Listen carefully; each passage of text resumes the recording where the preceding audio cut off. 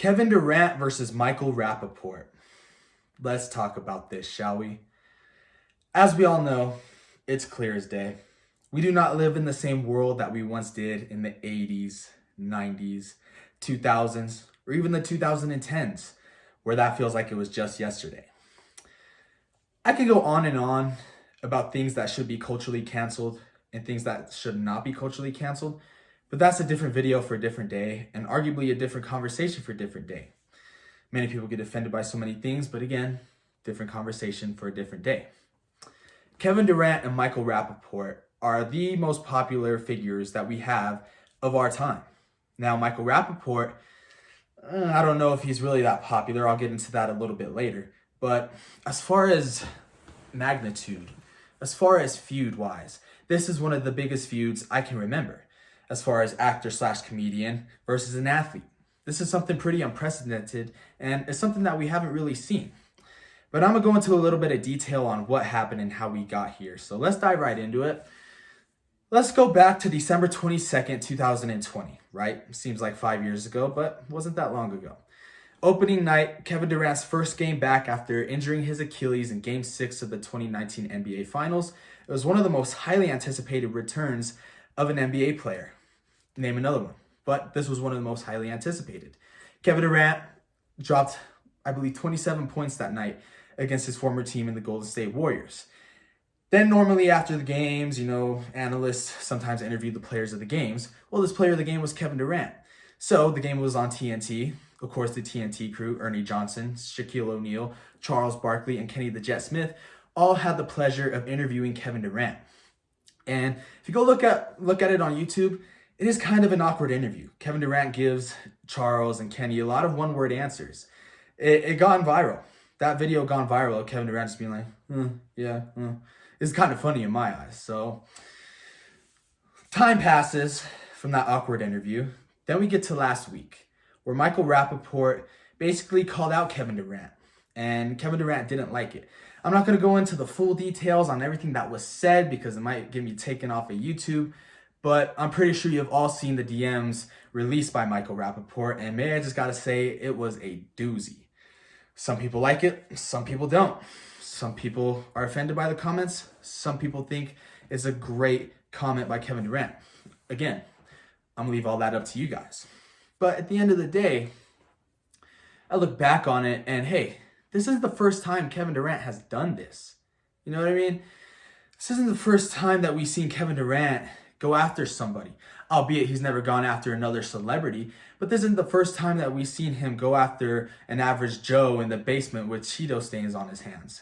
He's created burner accounts. And as far as we know, only one burner account has been created by Kevin Durant to defend his honor, to defend his game. He's gone after other analysts over his teammates. I mean, Kevin Durant, I wouldn't say a mean streak, but he does have a history of clapping back at reporters that have supposedly spoke on his name pretty wrongly. And this is the first time we've seen Kevin Durant respond to somebody of this magnitude as a celebrity ever. He's spoken on LeBron James a few times, sure, but other than that, we have never seen him clap back at an actor/comedian. Now back to Michael Rapaport. I don't really know how this guy got famous. I mean, sure, he was on a few movies back in the 90s. He had a small part in Friday. But what has he really accomplished? He's funny, don't get me wrong. He is an outstanding actor, and he is a true definition of what it takes to make it in Hollywood. If you want to learn how to make it in Hollywood, I'd say follow Michael Rapaport. But it's not like he won an Oscar. He's not Denzel, he's not Johnny Depp, he's not these A-list actors. He's been in some C-list movies. Pretty good movies, I may add. But we all know Michael Rapaport is also known for his famous rants. He's had rants about the Charlottesville riots. He's had his rants about the lady that told Kevin Durant and LeBron James to simply shut up and dribble. And we've also saw Michael Rapaport have some beef with LeBron James. And that is where Michael Rapaport was almost being labeled as the villain. So Michael Rapaport started this whole DM with Kevin Durant. And my thing is, many people think he's playing the victim. He could be, but why is he playing the victim if he's known for going on rants and talking shit the way Kevin Durant was talking shit? That's just my thing. Why don't he keep that same energy instead of trying to diffuse the situation? I just simply don't understand how Michael Rapaport can just kind of go back on his word. Albeit Kevin Durant said some stuff about his wife, and many people thought that was crossing the line, which it is. But I just don't think Michael Rapaport should really go back on his guns. Kevin Durant said he was going to go to Michael Rapaport, spit in his face. Those are fighting words, all right? When you make a threat to a man like that, you better be ready to put on the gloves. Of course, that will never, ever happen. But those are fighting words. And my whole thing is, why did Mike release the DMs? That's something that is like, in a way, bro code, don't you think? It's like a bro code where like, hey, you message me private, what happens between those private messages stays private. But instead, he released it for the whole world to see. And let's not forget, Kevin Durant mentioned the lawsuit that's going on between Michael Rapaport and Barstool Sports.